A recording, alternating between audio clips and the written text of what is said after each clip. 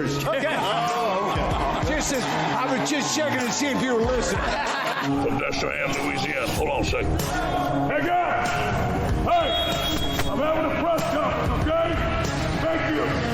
Momentum, excitement, energy. I mean, they say all this stuff, and you know what they mean, but you know, it doesn't describe what you mean. I mean, it's just sort of out there.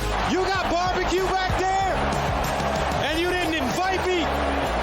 Hurt my feelings. I was just worried about, listening to, all your guys' rap poison.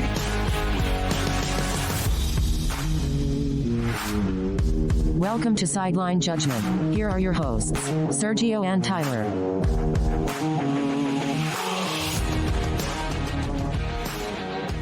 Welcome to Sideline Judgment. My name is Sergio. My name is Tyler. And today, Tyler, you are joining me from the same time zone. You are no longer... Same state, in fact. Oh, it is so good. It's just crazy. The weather got better as soon as you landed. It was like a weird coincidence. Even though we're like different parts of the state, it was just like well, it's funny because the storm that was by you guys is now up here in Jacksonville. Oh, that might have been it. You just like pulled it over. So it's so funny. My sister's like, I hate this weather because she's like living in Atlanta right now. I'm sitting here being like, yo, I love this. Like, I don't get clouds in LA. Like rain, water. What is this? That's Tyler's reaction as he comes home. That and the fact that a lizard crawled up your leg a half hour after you landed. So true story, like very genuinely true story. We're in the car, and apparently earlier that day, a lizard had crawled into the car, and my mom fully was just like, told my dad, "It's like you have to drive this now. I'm not driving this car." And then they come pick me up later that day, and the bug. I thought it was a bug. Tried to claw up my one leg, and I was like, "Oh, whatever," and I smacked it down. And then I felt it going up my other leg, and right as that was happening, they're just like, yeah, lizard got in the car earlier today. And I was like, well, I'd found him. But it's like, good to know that happened to me, because if it happened to my mom who was driving, we would have died. Oh, yeah. We would have The lizard was, surprise, Sade. That's what happened there. Listen, we're talking about Tyler being back in his home states because we are doing our very best to avoid having to talk about Florida losing to Vanderbilt 31-24. We will get to that in a second, Tyler. But after that, we will talk about the updated playoff rankings with lots of upsets this week, by the way. Some updates to silly season. We've had a coach that's been hired. We've had rumors about another coach. We will recap 5 wide from last week. Let's just say it is a tie game going into the fourth quarter, ladies and gentlemen. We will talk about that in a bit. We will then talk about the Black Friday edition of Florida State, which I just realized, Tyler, I am so not used to having this game on Black Friday that typically in the rundown, if a game isn't on Saturday, I will put in parentheses whether Thursday or Friday or whatever. I forgot to put Friday in parentheses for Florida State because this is how weird it is that the game's on Friday. I have an opinion on that, which we will get to later. And then we have a rivalry week edition of 5 wide, ladies and gentlemen. 5 beautiful good games, just beautiful rivalry games. They all have implications on conference or national championship pictures, with the exception of the Egg Bowl. But if you know this podcast, if you know Tyler and I, you know that the Egg Bowl is the most important game we will talk about today. And we will also do 2 points for our rivalry week, the penultimate week of our season-long picks competition. Tyler, let us begin, though, briefly but in great detail, talking about Vanderbilt's 31-24 upset over the Gators in Nashville. Your father was at this game. Mm-hmm. What are your opinions? And I'm curious to know what your dad's opinions of the game were. He was pissed. Oh, he was real pissed, and he should be pissed. I told you, I texted you, and like, we are pretty positive outlook people on like the trajectory of coaches that we like, and like very understanding of long-term goals, and like, hey, I'll be the first to say it. Like, hey, you know who else lost to Vanderbilt and this person at home in their first year of a coach? Kirby Smart. That's worked out for them so far. Not to say that this is that losing to Vanderbilt in your first year means that you'll be Kirby Smart, but like this might not matter. This game, it very well could not matter in the grand scheme of Billy Napier's tenure at Florida. But right now, this is a huge blow. It's unacceptable. Like, this is completely unacceptable. Yeah. Florida should have been able to line up and just run the ball and beat this team. They couldn't run the ball at all. Yeah. Anthony Richardson actually had a good statistical game and played Anthony pretty Richardson well. had 400 passing yards.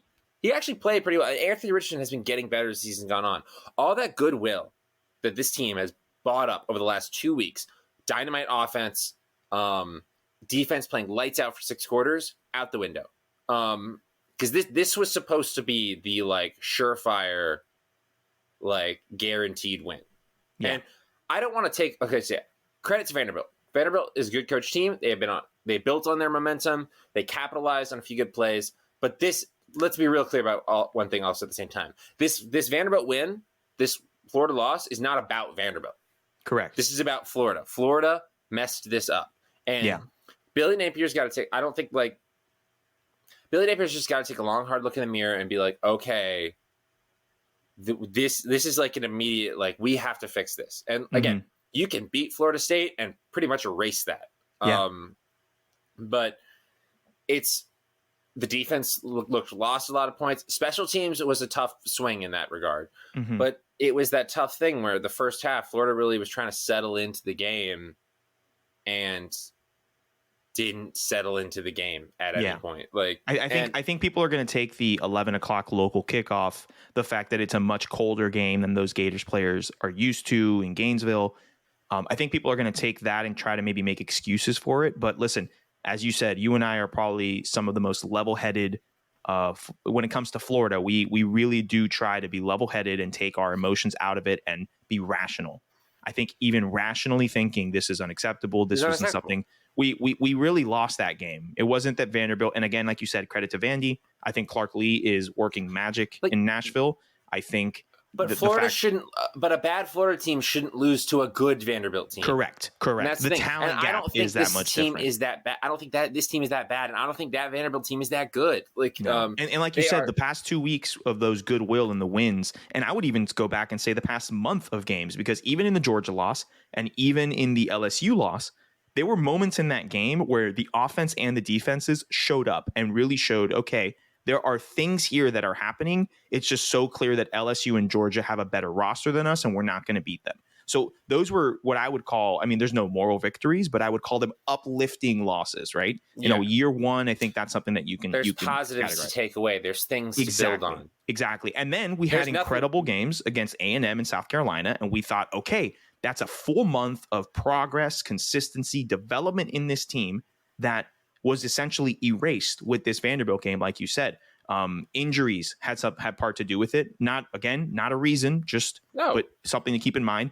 And penalties. We really shot ourselves in the foot. There were twice, Tyler, in the second quarter when Vanderbilt scored their first touchdown to go ahead. I think it was like 7-3.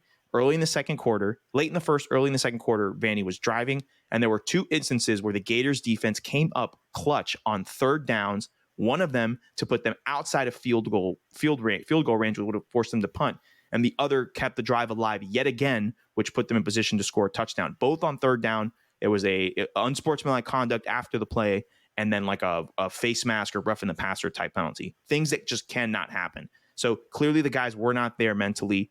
And like you said, I think the biggest thing now is we are really at a crossroads, right? I want to take you back, Tyler, to when Dan Mullen lost the Kentucky game and ended the streak against Kentucky. Yep. And we both said how much that loss hurt, but that loss was probably good in the long run. And we were proven right because that season ended up great. And the next season and it had a good run with the Mullen tenure, and that worked. But we already had that loss this season. And it was, ironically, again to Kentucky. So to doing that to Vanderbilt, it's not one of those, oh, this loss is going to help us in the long, which it may well help us in the long run, but that's not something that you can kind of chalk up at right now. There's no uplifting aspect to this loss. Like, I can't think of a positive. The only positive is that, like, Anthony Richardson showed up, which is, hasn't always led to wins, but he plays really well on the road. Like, yes. And I was like, okay, the quarterback has continued to develop, and that's a good sign. And we kind of talked about it before we were recording, and I was just like, I would really like Anthony Richardson to come back personally. I think it'd be good for his draft stock. I think it'd be great for this team. Yeah. For another year in the system. Yeah. I think Billy Napier. This was a failure. This was a failure in all aspects of the field. This one game doesn't. This might be the sign that we're all like, if we look back and the Billy Napier tenure doesn't work out, this might have been the sign that it was never going to work out. But this also could be nothing. That Vanderbilt loss by Kirby Smart means absolutely nothing. Yeah. Jacob Eason was the starting quarterback of that team. Like throwback. This thing, these games can mean everything because it's such a small season in the scheme, like grand scheme of sports and everything like that.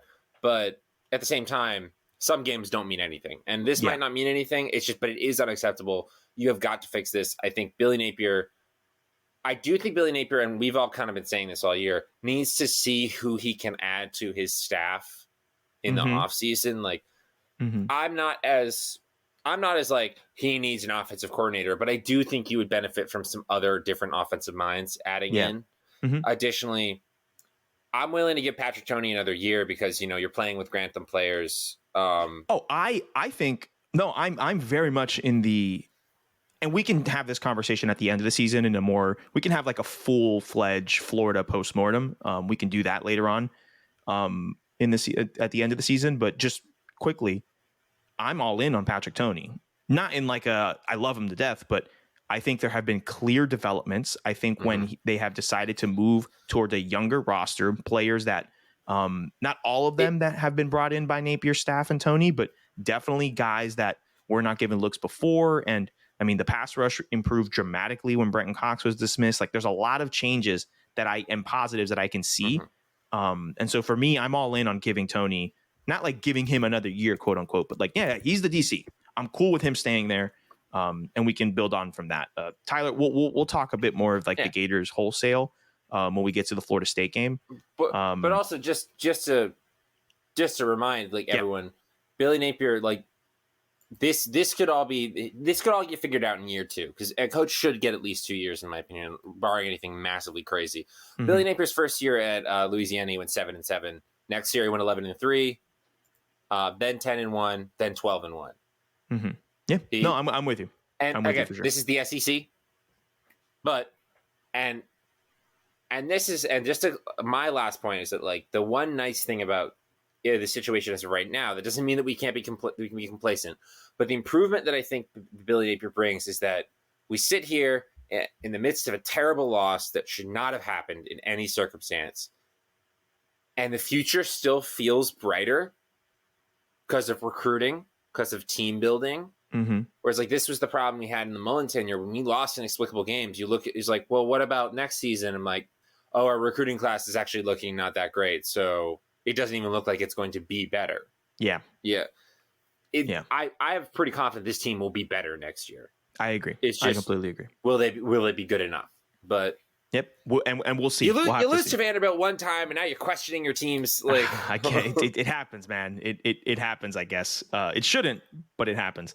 Let's move forward, Tyler. Quickly, the college football playoff rankings were updated. Top 4 stay the exact same. Georgia, Ohio State, Michigan, TCU, all 11-0. That will definitely sort itself out this weekend, which we'll get to later.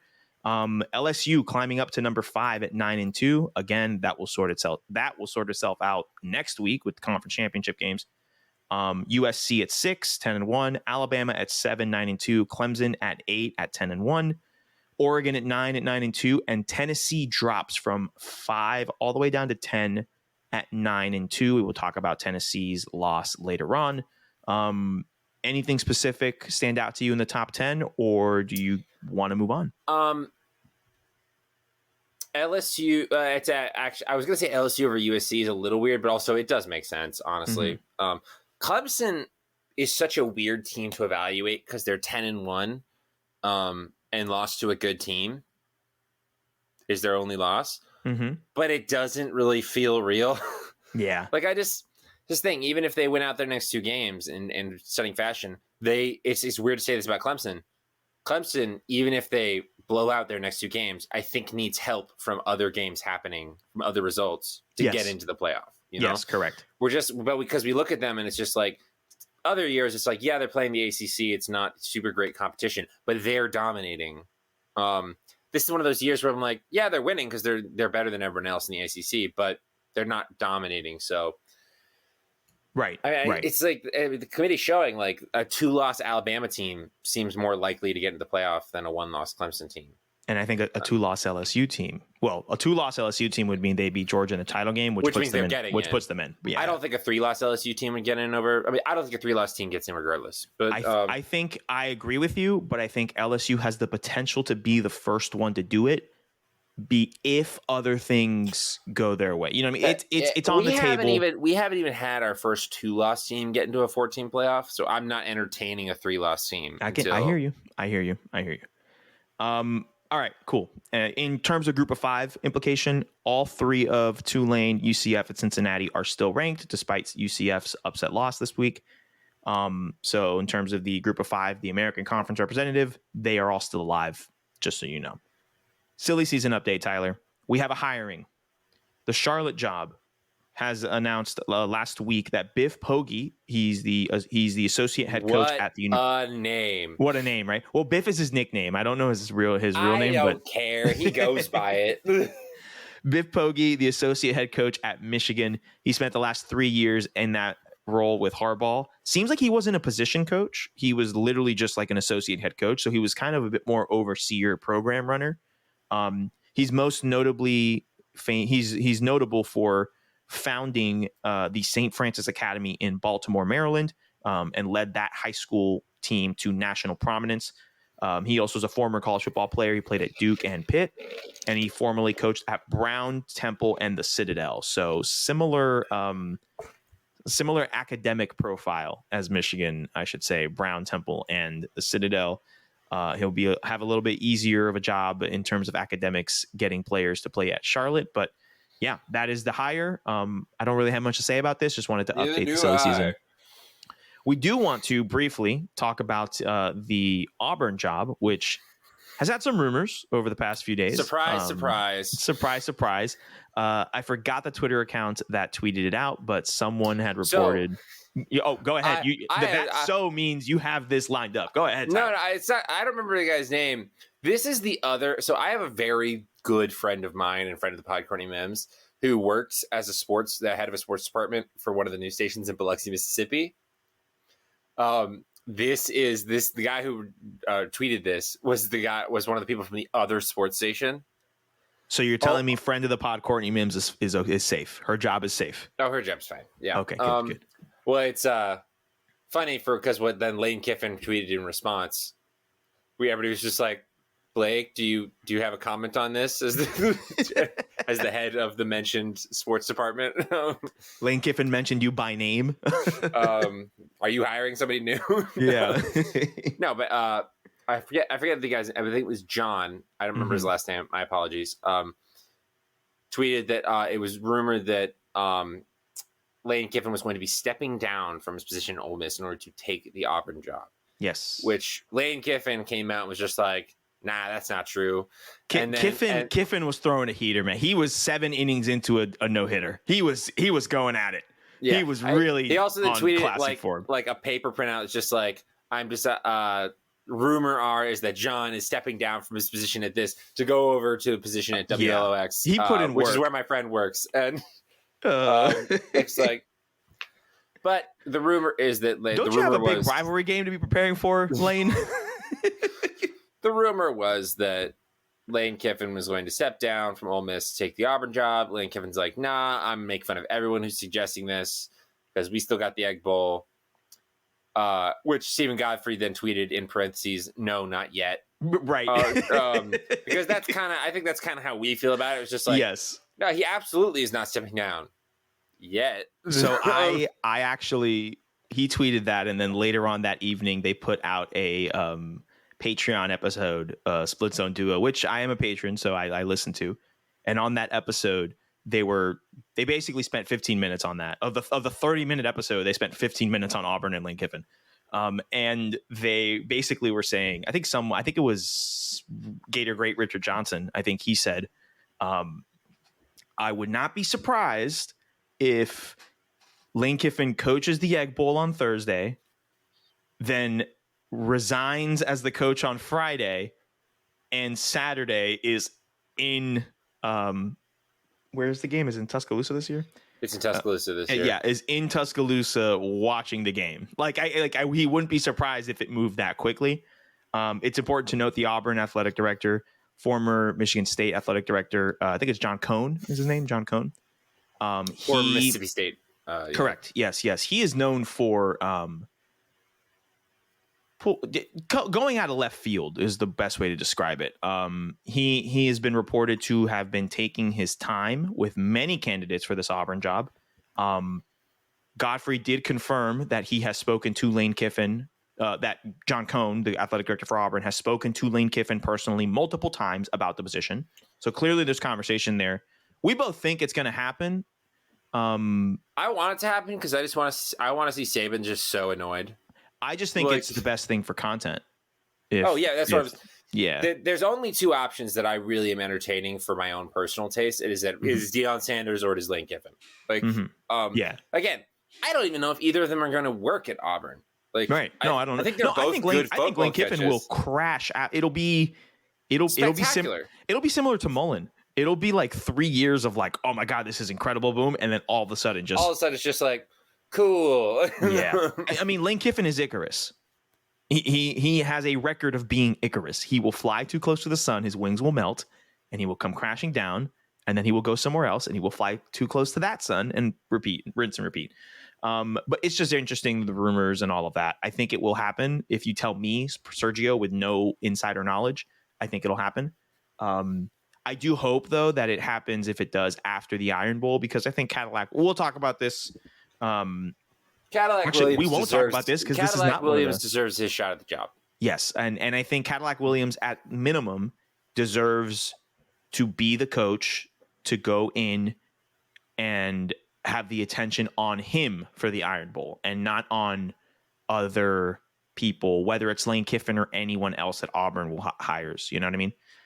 So that's just wanted to update that with those rumors. So if you hear that, don't be surprised.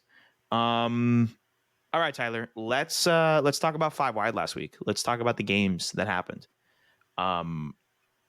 We'll start with Tulane 59, SMU 24, the superior Thursday night game last week. We both get the points on this one. It really was what we expected, right? Tulane bouncing back after the UCF loss, really wanted to establish themselves, get themselves. Honestly, I love it because it shows that Willie Fritz really has this team. They weren't looking ahead to the Cincinnati game. They weren't, they really focused. And I think it helps them that it happened on a Thursday instead of on Saturday, because not only do they get the extra rest, because the game that we'll talk about, Tulane's next game coming up, but I do think that it was for them to, be the only college game on that night, just kind of get it out of the way, take care of business. And then it gives them an opportunity to really sit back and start planning ahead of time for Cincinnati. So good on the coaching staff, good on the players. 59-24 wasn't really in doubt. We both get the points on that one, Tyler. You got anything to say about it? Or you want me to just move on? No, I got nothing. All right, let's move on. An incredible game. TCU 29, Baylor 28. We both get the points on this one.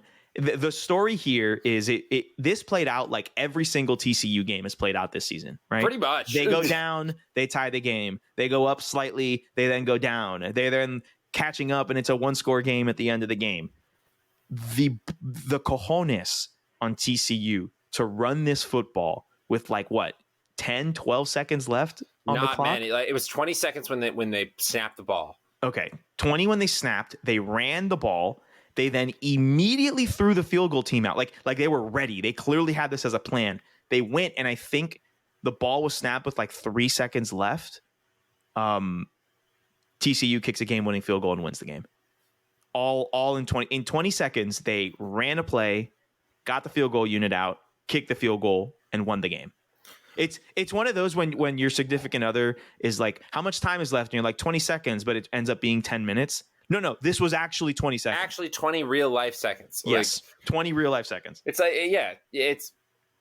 it's insane. I mean, it makes sense that TCU would be prepared for this considering the type of games that they've been playing it all season. That they've been practicing this, and it finally paid off. But I love to see people try to bring TCU down, the superior Texas University. Ooh. And time and again, they prove them wrong. Hypnotoad on top. Hypnotoad, baby. It's nice though. It's really nice that TCU has been in so many positions where they could have been upset, and they keep winning. Yeah. And it's great to see as a neutral. It's wonderful. It's wonderful to watch as a team that is so comfortable in a shootout. Like the just when the pressure's on, this team I feel like plays even better. Yeah. And they continue to win different types. Like this was a very like it was halfway between the shootouts they've been doing and the Texas game they played last week. Mm-hmm. I believe it was last week. Yeah.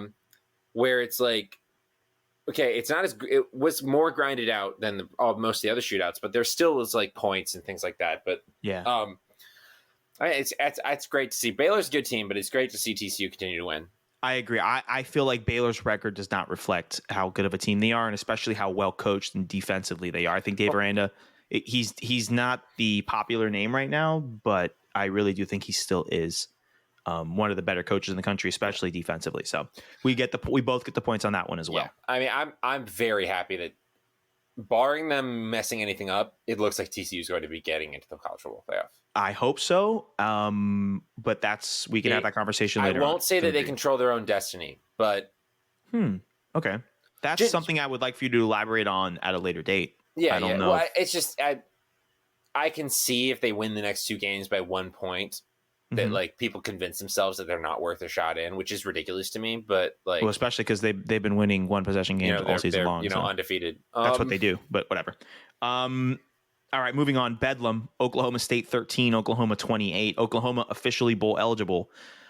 I know of a certain De La Espriella who breathe a massive sigh of relief, and it's not me. So want to let you guys know that one. This is Bedlam. Anything can happen. Oklahoma can win by a lot. Oklahoma can win by a little. Anything can happen. Oklahoma won by a medium amount here. I get the point here. Tyler, you do not. Oklahoma State, they have fallen off. What happened to them? I praised them in the first half of the year because they were playing really good football. You know what it was? You know what it actually was? TCU broke them. I think that's fair. I think TCU broke them. TCU broke them. And I think, Tyler, that should be used as evidence. I know that they're going to hold the Oklahoma State win against them and be like, oh, they actually weren't that good of a team, this and that, whatever. I think for TCU, we should look at that and be like, actually, TCU is so good that since they played them, they have not been the same. You want to talk about Bama body blows?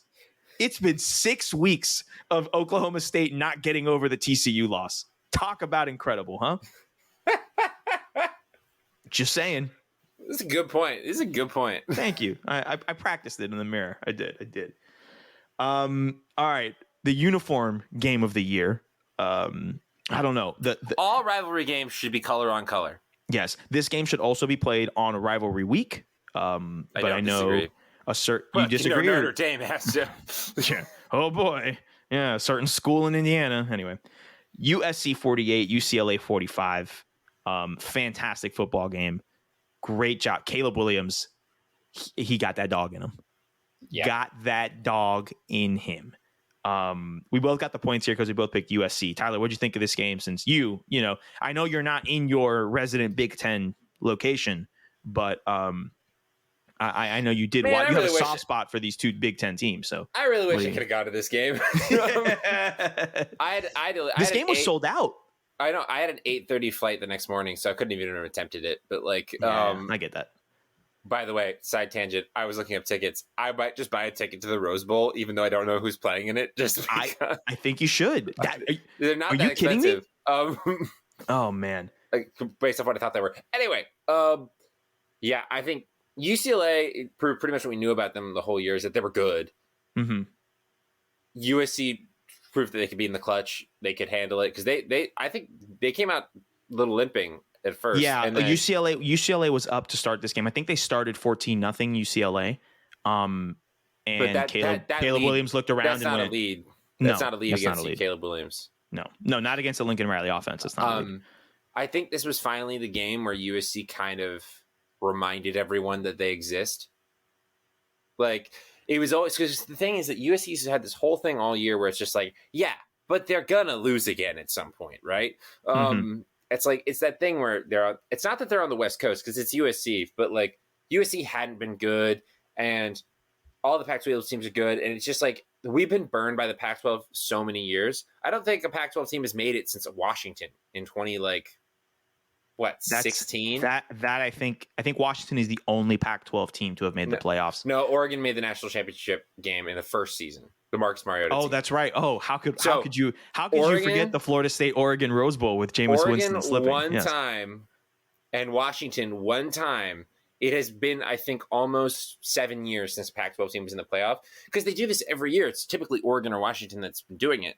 But like, they kind of look good and then they slip up, largely because the Pac-12 conference schedules games in a way that doesn't help their teams. I will never forgive the Pac-12 for scheduling the Justin Herbert Oregon team to play on the road at Arizona State the week before rivalry week on a Friday night with no one watching. I'll never forgive them for that. They don't. Anyway, I also will never forgive Marcus Arroyo for making us believe Justin. Anyway, continue. Sorry. I don't want to talk about soft that. Soft spot. I feel the same way. But yeah, it's like, so it's we're conditioned over the last couple of years to be like, yes, the Pac-12 might have good teams, but they're gonna lose again. We don't have to consider them real. And now we're getting to the last game of the season, and it's like, okay, so USC is like, not only we kind of knew they were good, but they haven't slipped up. And the only team they lost by 1 point. And it's a team that they might have a chance to beat again. Yeah. And it is a good team. Utah is a good team. So it's this whole thing where like, okay, now we actually have to take USC seriously for playoff conversation. And this is the game they needed against another high quality opponent in a big game and a big stage to prove that. Yeah, they did. So I'm very excited to welcome them back into the playoff conversation, because even though they've been winning, we weren't really taking it seriously. Yeah, I agree. I think, like you said, it's this game, not only a rivalry game, not only one of the best uniform games in all of college football, but this was very much I don't want to say an audition, but it was definitely the eyes of the country are on us in a way that a Pac-12 game hasn't had the eyes of the country on them in half a decade, maybe. Yeah. Like this was the biggest Pac-12 game in a long time, and that's crazy to say on the heels of the Oregon-Washington game from this season. But that game just ended up being the best game of the week. This game going into it had the hype around it. Gus Johnson was calling the game. Like it had everything it needed. So yeah, I agree with you. I think that's a great analysis. And then speaking of the Pac-12, the other game. Oregon 20, Utah 17. We both get the points on this one. We both picked Oregon. Bo Nix ended up playing in this game. Looked a little hurt. Still definitely didn't look 100%. But what's the backup? I was going to say Peyton Pritchard. That was the basketball player. He plays for the Celtics now. Thompson. I think Tyler Thompson or whatever. The freshman quarterback. He went in for a series. I think he turned the ball over and just never saw the field again. Nice. It was very much we'd rather have a hurt Bo Nix out there than a healthy backup. What a statement. We will have the Bo Nix discussion at the end of the season. All I gotta say is that like I really good for Bo Nix. Okay, he's not going to win the Heisman like I thought he might for half a second. But he has actually played himself into serious pro prospects. Like he's played himself from undrafted free agent to 5th round pick. Just further proving that Auburn was the problem. Woo! I don't want to get into that right now. Anyway, and then for our 2 points, Tyler picked Texas Tech to beat Iowa State. Tyler performed an exorcism last weekend. That's exactly what happened. He knew that in order to fully move on, he had to. He finally finished going through the stages of grief. It happened. He picked against Iowa State, and it paid off for him. And now he can move on to the next chapter of his life. Tyler, grief does not have a timeline, my friend. No, it doesn't have a timeline. And it's not linear. Sometimes either. It takes a year. Doesn't have a through line either. There are peaks, there are valleys. There are. If Iowa State wins one game next year, I'm going to be like, oh, I'm back in. Okay, that might not be grief. You might be an addict. That's just relapsing. That's what that is. You might be an addict. My name in our fantasy football group chat is recovering Iowa State addict. Yes, it is. It is. I think you might. We are getting way too into drug metaphors, and I don't feel comfortable talking about them anymore. That you got the 2 points, and I did not get my 2 points, but not because Duke didn't try. Pitt 28, Duke 26. They were down 14 points, I want to say, going into the fourth, and they came back. It was unfortunate. They did not get the 2-point conversions. I still believe in Duke.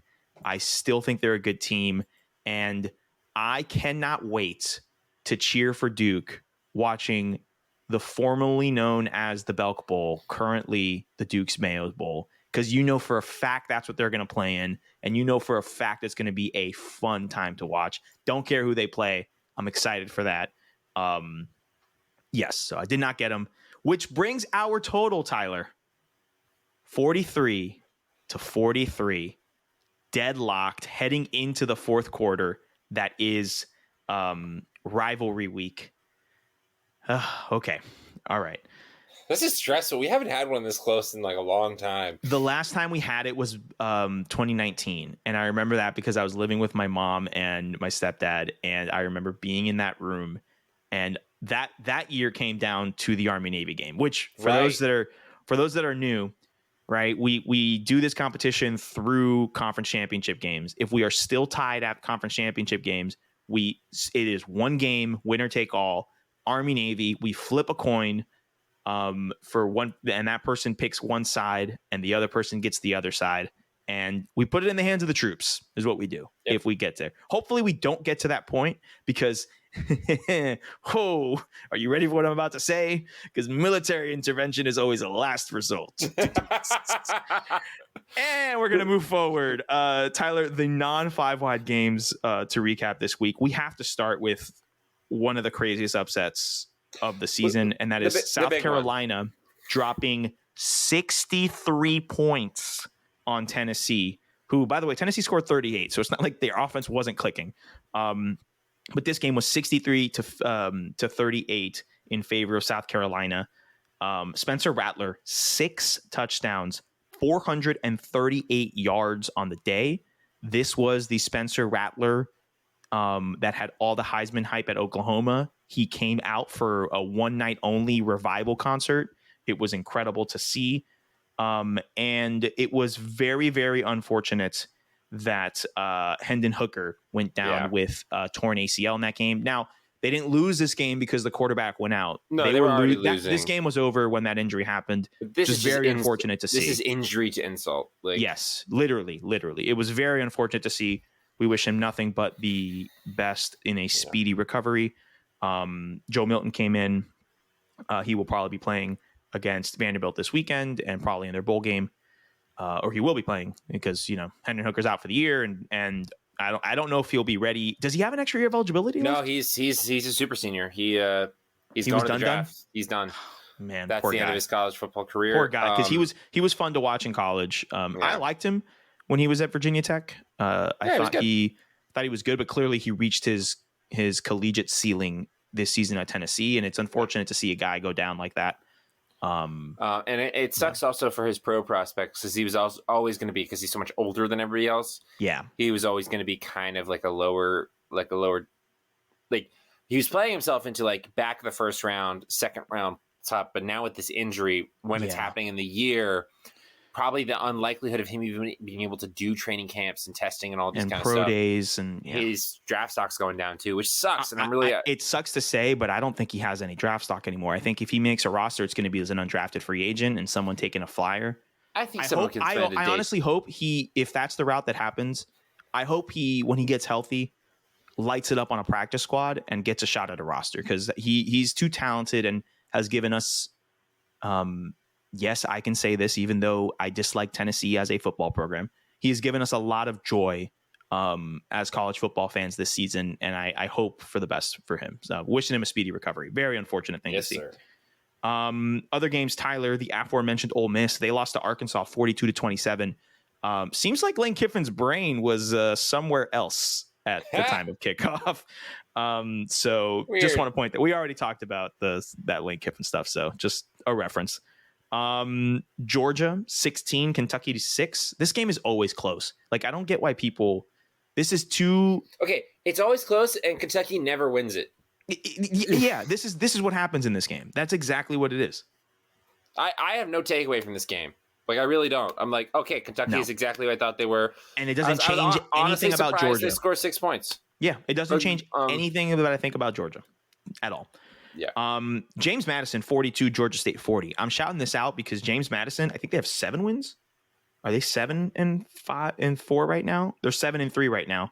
They would have won the Sun Belt East, but because it's their first season, they are not eligible. They would have gone to a bowl, but they are not eligible this year. I'm excited to see the Dukes next season. This might be, I'm laying the groundwork now, Tyler.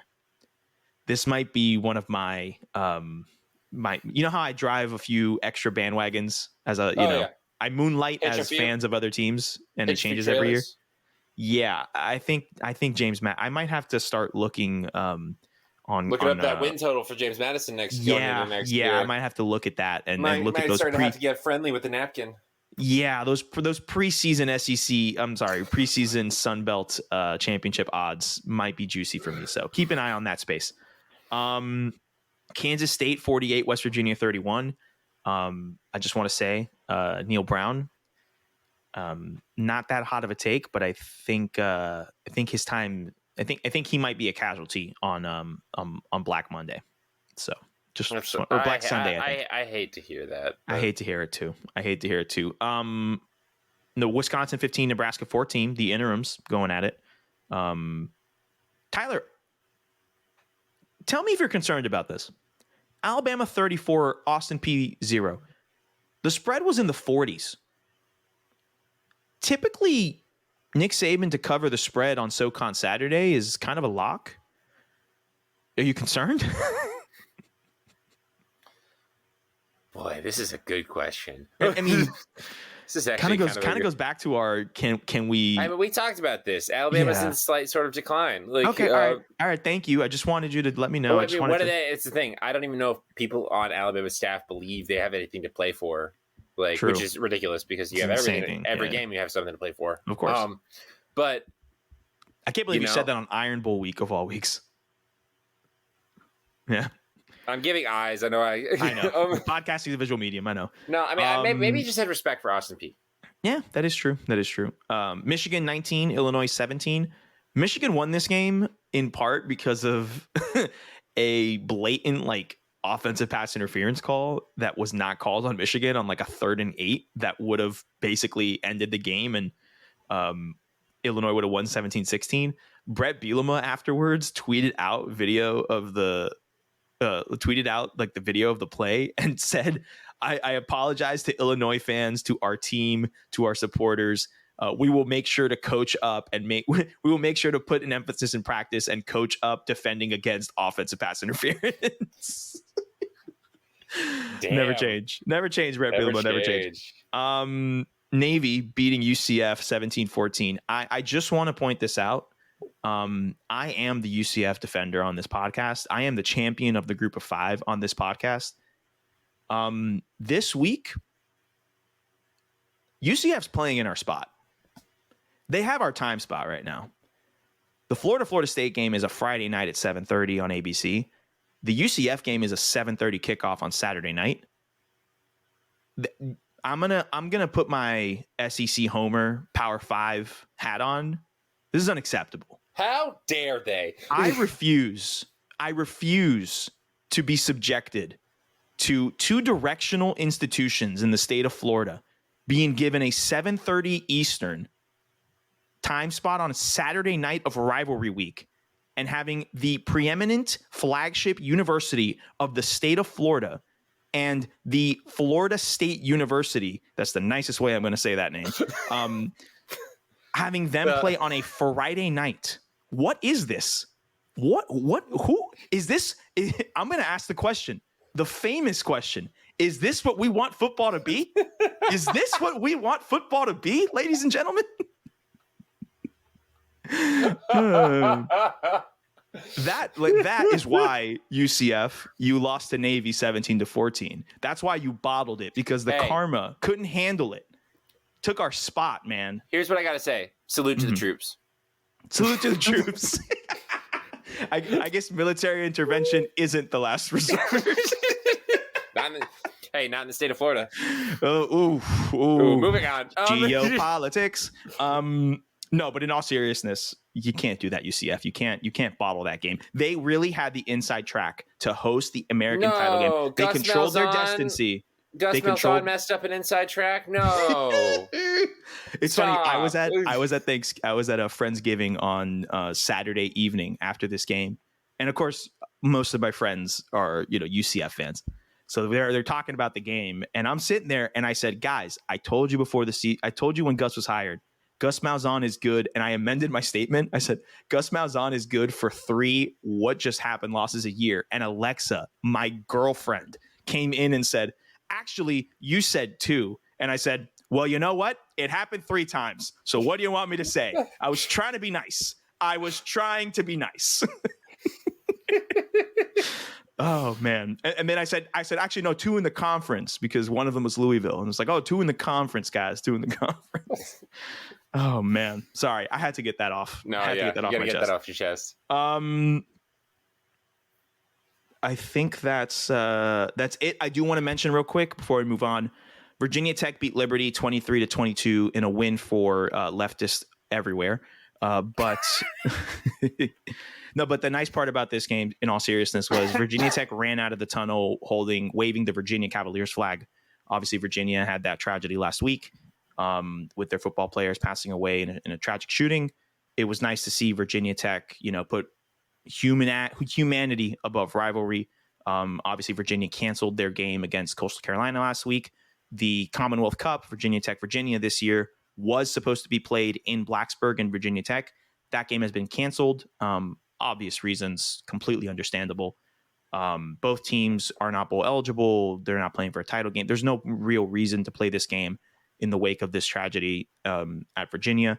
There were rumors that they may play it on conference championship week. I don't know. For me, the only way I want to see this bigger than football. Yeah. And the only way that I want to see this game plays is if the Virginia players come out and say, we want to play this game to honor our team. Like, the only way that I'll be okay with that, because I'll never tell anyone how to grieve. We made grieving jokes earlier in the podcast, but in all seriousness, I'll never tell anyone how to grieve. It's different for every single person. And I just want to give Virginia Tech that shout out for putting humanity above that. Some people need to play through it. Yeah. Some people need to not. And they should do whatever is best for their team and for their players to get through this tragedy. Yes, I do. I do also want to say, in the wake of that, the Vanderbilt defensive coordinator, whose name is escaping me, he was the former defensive coordinator at Virginia, and he actually coached Saturday's game against Florida in Virginia gear, in honor of the guys. He recruited those guys, and he in honor of those. His former program. Bronco Mendenhall, former Virginia coach. He was also in Charlottesville all last week with those players that he recruited and stuff. He stepped down for personal reasons at the end of last season. So they're all still on good terms and everything, but it was nice to see everyone come together for those guys. So we didn't forget that. I wanted to end that section with that specific point. And again, that Commonwealth Cup game will not be played this weekend. Tyler, Florida State. I briefly mentioned it. 7:30 Eastern on ABC, Black Friday edition. For those wondering why it's not on Saturday, it's because the home team in this game always is the one with the broadcast schedule. And so since it's being played in Tallahassee, it's being assigned by the ACC. And because of that, the ACC, in an attempt to kind of get more eyes on certain games and stuff or whatever, announced way before the season started that this game was going to be moved to Friday night. I know for a fact the people in Gainesville, not the fans, but the actual football department and administration and coaches and everyone, athletic directors, and they're not happy about that. And when this was announced back in June or May or something, they put out a statement saying, we will be returning the game to its rightful time day of Saturday next season. So this looks to be a one-time thing, or maybe the ACC is kind of we don't care what you think, SEC. So maybe this becomes every time we play in Tallahassee, it's on Friday. Every time we play in Gainesville, Saturday. I hope it just goes back to Saturday personally. Just like how the first weekend in November is Florida State, Miami. As someone who grew up here, it should be on the Saturday of Thanksgiving. For me it should be personally, on it's one of those Saturday. tradition No, things. I think so too. I know some people don't care, like not friend of the pod. I wish he was friend of the pod, but Gator great Richard Johnson. He says he really doesn't care. He thinks it's kind of a good idea to kind of get more eyeballs on it.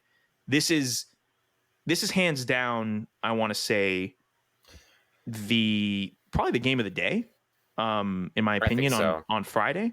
I think the other option will probably be Tulane Cincinnati. But other than that, this is probably the best game. It's the prime time on ABC. So maybe it's good to get more eyeballs in that sense because Saturday's a lot going on. But we'll see. We'll see what happens. We'll see the situation. Tyler, what do you think is going to happen in this game? What are you looking towards? And dare I say, what's your prediction? Florida is rightfully underdogs in this game. They have not looked as good as Florida State. They were always going to be underdogs, in my opinion, even if they hadn't lost to Vanderbilt. The extent of that underdog is different now, but I think I still think Florida has a real shot to win this game. Like I do think this is going to be a close game. I think Anthony Richardson equalizes it if he plays well. If the defense can lock up like it had been the previous 2 weeks, something. Florida State is an explosive team. They have been solid, but they are not. They're not above reproach. They're not a playoff team. Obviously, they lost to NC State in ways that somehow I don't know, equivalent to our Vanderbilt lost in a way. But this team is beatable. It's just that, in my opinion, this is a tough thing. They haven't really faced that many teams in the ACC that can beat them. This is not me saying that Florida State is weaker than Florida because they're in the ACC. It's just that Florida State, I think, has an easier conference schedule. And also, that is also taking the matter of fact that some of the teams in the ACC this year suck compared to what they should be. It is not as strong of a conference. Miami for sure. in particular is not that good this year when they should have been better. Wait, what? Sorry. Surprise. So I think it's very realistic that Florida could win this game. Mm-hmm. I'm not expecting it because this game does mean a lot. Florida has a 3-game win streak. Should be 4, but we didn't play in 2020. Which is sad because we would have dropped 100 on them. We really would have. Oh, it would have been fun. Would have been nice to see. I think it's going to be a close game. I think it's going to be a close game because I think if Florida can get their run game back in, then I think they can really keep pace with FSU. FSU is definitely way more explosive. Jordan Travis has played well, but it's that Memphis offense that they were running that was fun. Is fun. It's but it's that thing where it's every play is run into the middle, and it's 3 straight plays of running for 2 yards, and then a 60-yard run. Yeah, and then 4 straight plays of running for 3 yards, and then a 25-yard pass. It's not dependent on the explosive play because they can move the ball, but it's not gonna. It's okay. It's not dependent. I would counter. I think it is. No. Hear me out. I don't think it's dependent because I think they can move the ball without the explosive plays, but I don't think that they can win. I don't think that they can win comfortably without explosive plays. Does that make sense? They can sneak out a close one, but their odds are exponentially increased when they have explosive plays. Florida State have basically the opposite approach to offense, which is tough because I'm sure they want more consistency with their whereas it's very much they've had a lot more big plays this year than previous, but it's still the same offense they've been running where it's just you're just hoping for that explosive play. You're building up to that explosive play, but you need that explosive play. Florida is very much we're going to grind it. We're going to try. Our plays are short. We're trying to move the ball consistently. We're trying to drive it. Lately, there's been a lot more explosive plays, but that was never. It doesn't never really seem to be the focus of the offense. Yeah, and I think both teams and fan bases would want a little bit more of what the other has. Yeah. I think the Gators definitely want to be more explosive. Florida State probably wants to be more consistent. But Florida, I would say Florida State is a better team than Florida. It is. Yes. This season they are on field. They are better. Yes. That doesn't mean that the better team does not always win.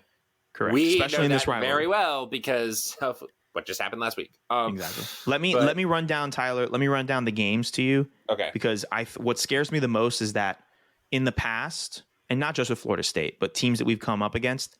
For example, when we went to the Auburn game in 2019, one of the things that we talked about before that game was the fact that we don't think Auburn can win close games. That they at that point in their, that at that time, we didn't think that, which was true. We ended up winning that game. Florida State doesn't have that issue, right? This season, they have they beat LSU 24-23. Granted, I think LSU lost that game more than Florida State won that game, but that's another conversation. They beat Louisville 35-31.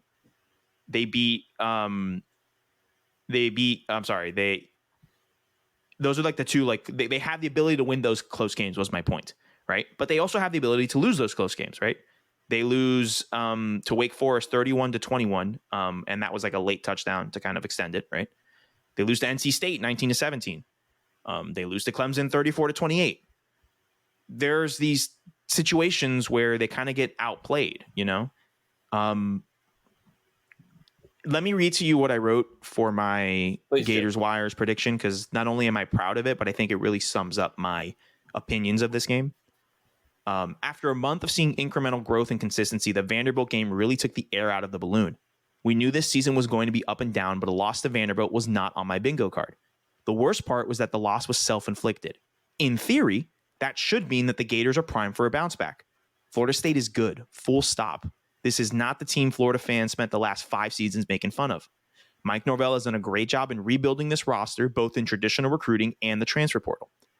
But I'm a big believer in Billy Napier. I know he has his critics, but I, parentheses, Tyler, you and I both here. Yeah, both of us. Have been a massive fan or massive fans since his Louisiana days. In the long run, he will prove to be better than Norvell, but that doesn't mean that he's there right now. Every ounce of my body wants to pick Florida. Believe me when I say that. In my time as a UF student, I never saw Florida beat Florida State. And as a South Florida kid, I have always prioritized this rivalry over Georgia, Tennessee, or LSU, which is why it pains me to have to pick Florida State. Please pray to whatever higher power you believe in for me to be wrong. It'll be a close game solely because this rivalry is crazy. And then I ended it with, let's just make sure we play this game on Saturday next year and every year afterwards till the end of eternity. Who are we? UCF? And then my prediction was Florida State 31, Florida 24. But I agree with you. If we can establish the run, if road game Anthony Richardson shows up, which I am kind of confident he will. Anthony Richardson stated he's like, when we beat Florida State, it's going to give us a lot of momentum. Yeah, I think he's ready for war. He's ready for war. He's never lost to him, so no, he's ready for war. And Tyler, I think, and this we can wrap it up here because we got to talk about some other rivalry games. When we have had in the Dan Mullen tenure, the 3-4 seasons of the Dan Mullen tenure, when we had lost late in the season, that was it. The team checked out. The coaching staff checked out. Everyone was kind of like, well, if we're not playing for a conference title game or if we're not playing for a national title, what are we playing for? I don't think this team has that mentality. I think Billy Napier has instilled a, to quote the Goonies, never say die attitude. I think that he really truly believes every single game is worth playing.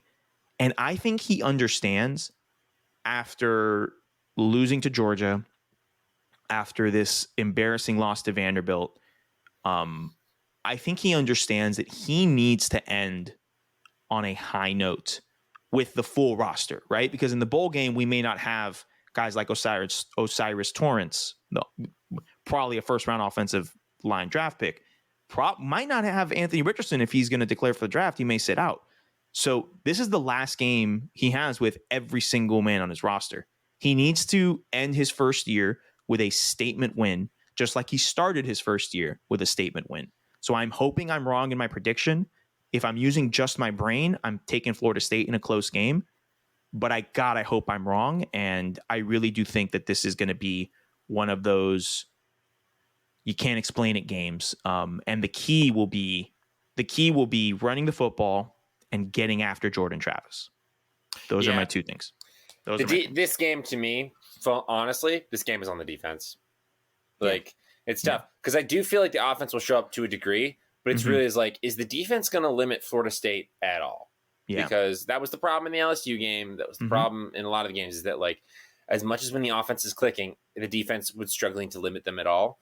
If the defense from Texas A&M and South Carolina shows back up, we've got something. Agreed. I think I do. My head, I won't really make a pick, but like my head tells me Florida State. My heart tells me Florida, because I really do feel like something within me feels that Florida still does have a shot to win this game. Everybody's counting it out because we just lost Vanderbilt.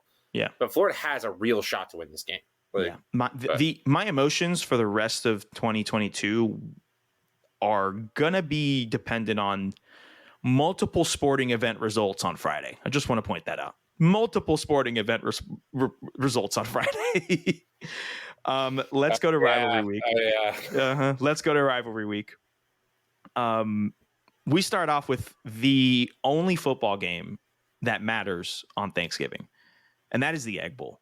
Mississippi State taking on Ole Miss. The game is in Oxford this year. It is on Thanksgiving, as it should be. 7:00 kickoff on ESPN, while all your uncles and cousins want to watch the Cowboys game. You let them know that the best college football game of the season, objectively, is taking place in Oxford, Mississippi. Tyler, you go first, because I'm going first on 2 point, because we're now back on track. We're back on track. Tyler, you go ahead and pick first. Are you taking Mississippi State, or are you taking Ole Miss? You know, again, this is the case of head versus heart. Ole Miss is a better team. Objectively, they're a better team. They are. They did just lose last week in a way that doesn't make sense, because they have like 600 yards of offense, but to Arkansas, which is, not good. I think Lane Kiffin's head, not in it. It ain't in it. I think he's thinking of other things, and Mike Leach is not thinking of anything else. I don't even know if Mike Leach is thinking about this game, but he's definitely not thinking about anything else. I'm going to take Mississippi State to win this game. I respect it. Only because the Lane Kiffin factor, where I'm like, is this team that checked? Well, is he that checked into the result of this game? Because I know Lane Kiffin and Mike Leach are buds, so they don't take the vitriol of it as seriously as the players do. And for that, and combined with what he might be distracted about, who can say what it is, but what he might be distracted about, I think that Mississippi State's going to have a little bit of an edge. Mississippi State has been winning some games this year. They're not bad. I'm going to take Mississippi State. I immediately feel like this was a mistake, but I'm going to do it. I respect it. And the logic there is sound. I completely agree. I completely understand. But I think I'm going to have to go with Ole Miss. And it's because Mike Leach's track record in rivalry games, not the best. Washington really manhandled him when he was in Washington State. I think that Ole Miss, now it's the second season that they're playing him, or second or third. I think they're going to have an understanding of how to defend the air raid. And I think that Lane Kiffin's offense is just better. I think Lane Kiffin, as revolutionary as Mike Leach is as an offensive mind and was, very important to the history of college football and offensive innovation. I just think Lane Kiffin's a better offensive mind than him. Yeah. More well-rounded. And even though I agree, I don't know if Kiffin's mind is there. I also think Kiffin is stubborn enough that he wants to be like, oh, y'all think that my mind's somewhere else? Even though it might be, I'm going to go out with a bang. That's how I feel. So I'm going to take Ole Miss. And also, we're tied. I got to go opposite of you for Thanksgiving, man. Come on. So I'll take Ole Miss. Big game on Friday. Noon Eastern on ABC. It is Tulane traveling to Cincinnati to take on the Bearcats. The winner of this game is a de facto play-in game for the American Conference Championship. The winner will host the conference championship game. UCF needs to win, and then they need a Houston loss. I think it's UCF. Sorry, this is live podcasting. Houston. I don't know if Houston needs to win or if Houston needs to lose. That's my question. Okay, well, Houston's playing Tulsa. I'm aware. And they are probably going to win that game. Right. Yes. So that's what it needs to happen, right? So the winner of Tulane Cincinnati will host the game, And then in order for UCF to make it and be the second team, they need to beat USF in the War on I-4 on Saturday. And then they need for Tulsa to beat Houston. They need Tulsa to beat Houston on Saturday, which Tulsa's 4-7, Houston is 7-4. Granted, Houston has had an up and down season, so it could happen. And then if that happens, then they go to the tiebreaker scenarios, and because of that, UCF would then go into the conference championship game. So they're still alive technically. I don't think it's likely. I think we're going to get a rematch of this game next week for the conference title game. I think shouldn't have lost to Navy. I think that in this Tulane-Cincinnati game, I'm going to go with Tulane. I think they're the better football team. I know it's tough to win in Cincinnati. It is a raucous stadium. But I think Tulane's performance last week against SMU in a very much like we're not playing around. I think the mentality of that team is really strong. And this is not the Cincinnati team that you remember from last season. Big drop-off. They're still a good football team, but big drop-off. I will take Tulane in that game. Tyler, who do you have?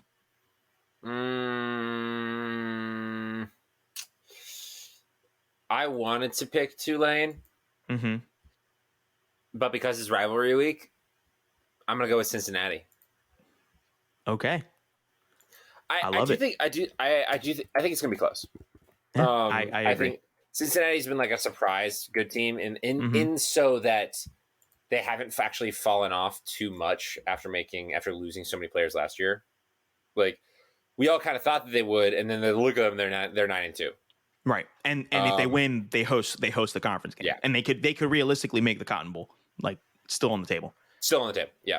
So I'm going to go with Cincinnati. Cool.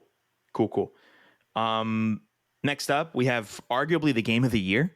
Number 3, Michigan taking on number 2, Ohio State. It is a noon kickoff on Fox. Noon kickoff on Fox on Saturday. We are now on Saturday, ladies and gentlemen.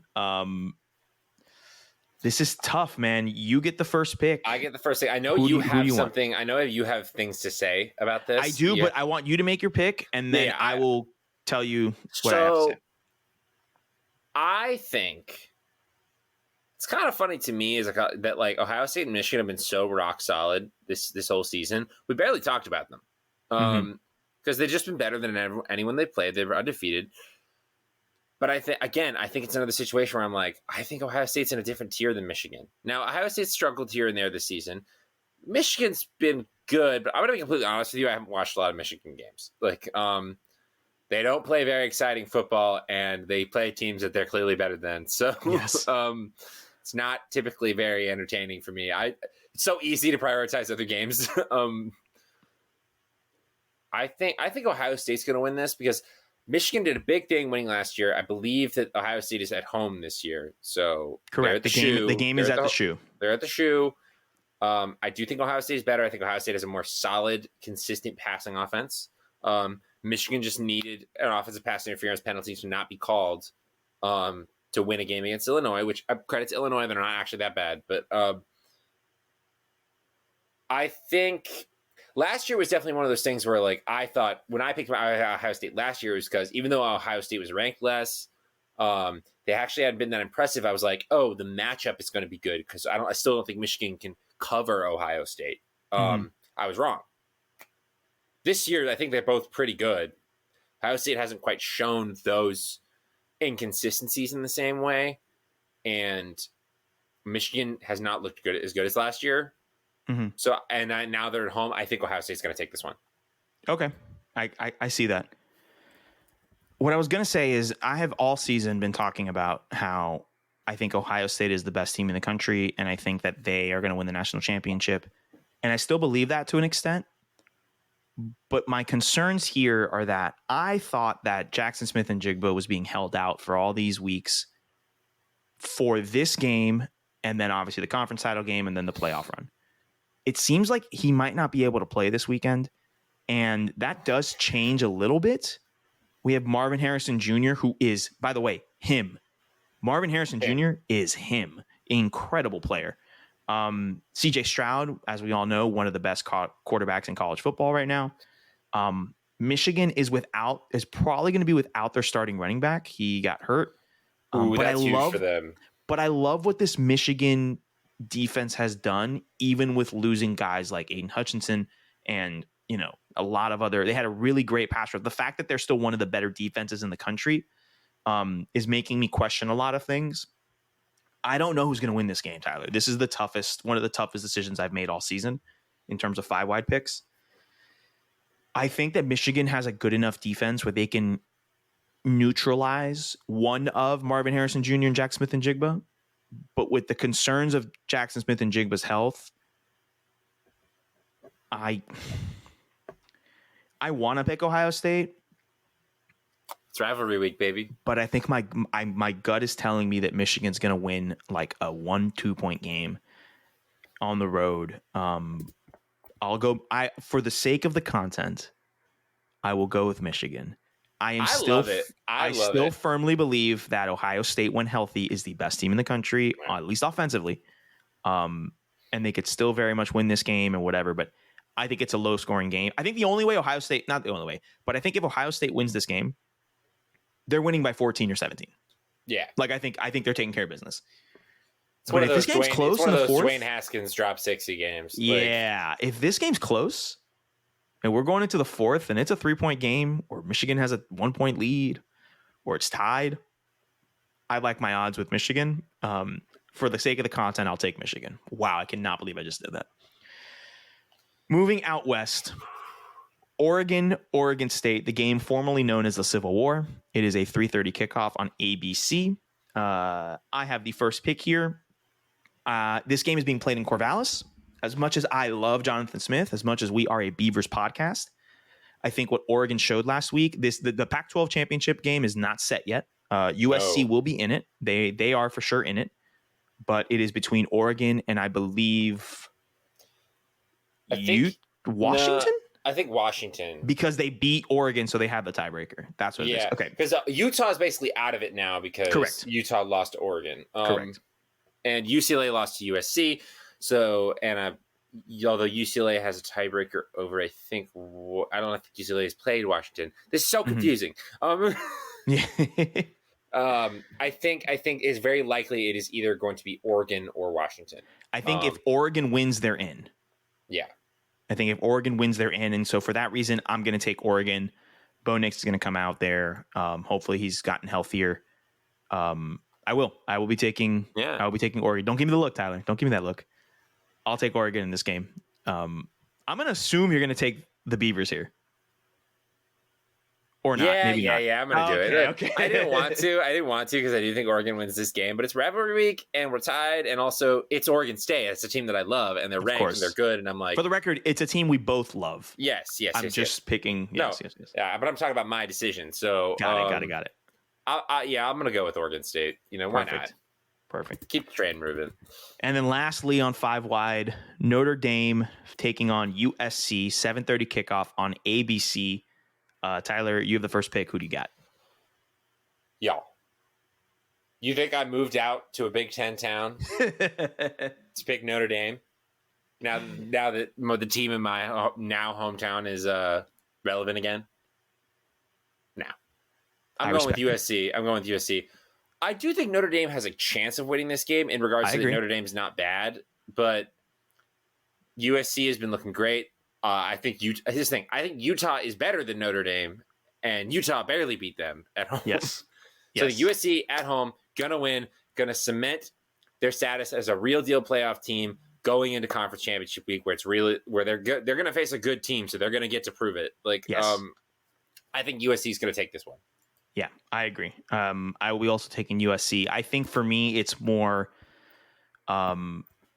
offensively. Which offense do you trust with the ball at the end of the game more, Notre Dame or USC's? And the answer is very clearly USC's. Caleb Williams and Lincoln Riley, I trust. Yeah. Caleb Williams and Bryce Young are the two quarterbacks in this country that they got ice water in their veins. They do. They really do. Okay. That brings us to our 2-point Tyler. I'm looking here at there are tons of different rivalry games we did not even get to mention. NC State, North Carolina, because North Carolina lost to Georgia Tech. I forgot to mention that in the non-5-wide recap. took a big hit on the brand, but that's okay. We persist. It's basketball season, and they were all distracted. Yeah, Georgia Tech as a sacrificial lamb for the Bulldogs there. South Carolina Clemson we have on here.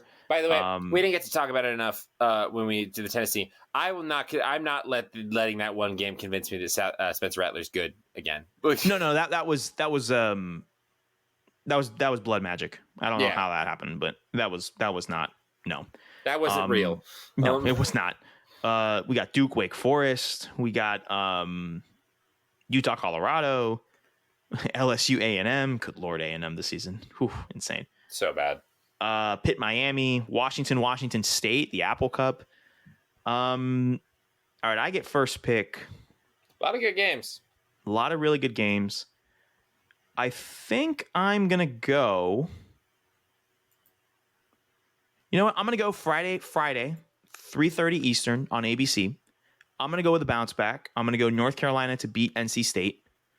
This is a big rivalry game. I think Drake May bounces back. I think they kind of get some good momentum going into the ACC championship game. And I'm hoping they win. That would get them to 10-2 on the regular season. And I'm hoping they beat Clemson to get them to 11-2, win the conference championship game, and then come down and play at the Orange Bowl down here. I think that is also on the table. A fantastic season for USC is still on. For North Carolina is still on the board. Yeah, I'll take North Carolina to beat NC State. That is a 3:30 kickoff Friday on ABC. Tyler, who do you got? All right. So, yeah, a lot of games. I'm tempted to pick Clemson over South Carolina, but that's just too big of a spread, so that's not fair. Good one that we haven't mentioned is, because it's pretty low profile, Arkansas, Missouri.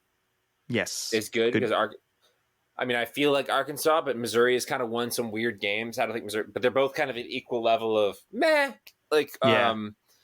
However, I got to stick with, and there's also Kansas State, which Kansas State needs to win this to get into, I believe, the Big 12 championship to play. Yes, correct. If they win, they play for the purple game. Yeah, they win, they're in, and they play TCU if they win. However, I'm going to go to a different purple team because I got it. It's Apple Cup time, baby. It's Washington versus Washington State. Left it right there for you, my friend. Thank you. I appreciate that. I got you. I'm going with the Huskies. The Huskies. I'm going with the Huskies to win. This actually game looks on the spread and everything like that. Looks like it's pretty even with the slight edge towards Washington. But I also think Washington has largely dominated this rivalry. Although Washington State has won like once or twice in the last couple of years. Yes. I think maybe it was just Mike Leach couldn't win this game. That's what I think. That's probably what it was. That was my logic in picking Ole Miss over. Casting a great sense of doubt over my my earlier your Egg Bowl pick. State pick. I'm going Washington over Washington State in the Apple Cup. I love it. I respect it. I was tempted, Tyler, to go with a different football for my 2 point. Because Friday the U.S. men's national team is playing England at 2 o'clock. On Fox in a massive World Cup game. Implications for the naming rights of the sport. Implications for the naming rights of the sport next 4 years. Exactly. I was tempted, but as you know, I will be watching most of these. I will be watching. Saturday is going to be a busy. This week is busy for me. But I think most importantly, Tyler, we should end by letting everyone know how thankful we are for them. For sure. Our beloved listeners, our family, our friends, everyone who supports us. Thanksgiving is my favorite holiday. As you guys know, I'm a big proponent of Thanksgiving having its own time to shine and not be overshadowed by Christmas and Hanukkah and the December holidays is what I should put it as. And this year hasn't been. It hasn't been as bad. It hasn't been as bad. It really hasn't. And honestly, I'd like to thank the World Cup because I think a lot of the hype, the energy has been devoted to the World Cup rather than oh my gosh, it's Christmas time, because it's not Christmas time yet. I want to remind everyone, I am not anti-Christmas. I am just pro-Thanksgiving. Again, this is my favorite holiday of the year. And I'm very thankful for you, Tyler, for years and years of friendship past and years and a lifetime of friendship to come. No one else I'd rather be doing this with than you, my friend. So I'm very thankful and for I you. feel the same way. I mean, I'm thankful that having moved in the last 2 years, like across the country, started basically a new life and everything like that. This is still such a consistent part of my life that anchors me to who all those good times and who I love and what I love to talk about. You know, like it's funny, all my best friends out west like don't really follow football. Like, you know, they're aware of it, you know, and one of them actually went to LSU, but but they're not in it as much. But it's nice to be able to talk to this and just to see you in your face and to talk to you about this, because I love talking about this. I love this. This has been one of the best things we've done the last 6 years. Long boy.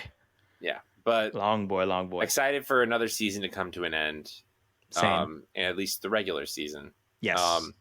But we're not done yet, Tyler. Yeah. We're not done yet. We got rivalry week to recap next week. We have conference championship games to talk about. We have the finale of 5 Wide and 2 Point next week, all tied up. We'll have to see how this week's results impact that. And we will be having our bowl extravaganza episode coming up. This is a long one. We're at an hour and 19 right now. That one probably longer. The other one will probably be longer. I want to let everyone know, where we will pick every single bowl game. And we like to play our lovely game of, Tyler, I'm going to tell you the sponsor of this game. What do you think that company does?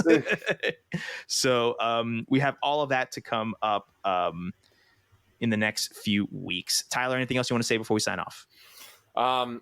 It's going to be a really hard battle against England on Friday. Yes, it will. But I always feel the most patriotic out of anything in my life when the World Cup is on, or or the kind of the Olympics, but more the World Cup, because my relationship with the U.S. men's national team. You know, the World that Cup is me. Is what people actually care about. We didn't lose. We did not. I mean, should have won, but we should have won. It felt we dropped. Rather than getting a point, I feel like we dropped 2. But listen, we didn't lose. The odds are still in our favor. We can still beat Iran, get the 4 points there. Hopefully, we get a draw, or hopefully we win on Friday. But if we get a draw, it still won't be the end of the world. Be tough. England, you know, it's England. They looked good in the first game. I think it was more Iran looking bad, but they definitely looked good in the first game. But alas, we are an American football podcast, and we will temporarily be a football podcast, but that's for another time. Soccer. Well, Tyler, you know, I had to say it. But yeah, that's about it. We'll be back next week with all the things we discussed before. All that being said, this has been another episode of Sideline Judgment. My name is Sergio. My name is Tyler. And we are not biased, Tyler, but go Gators. Go Gators. Happy Thanksgiving. Happy Thanksgiving. And it's called soccer. It's called soccer.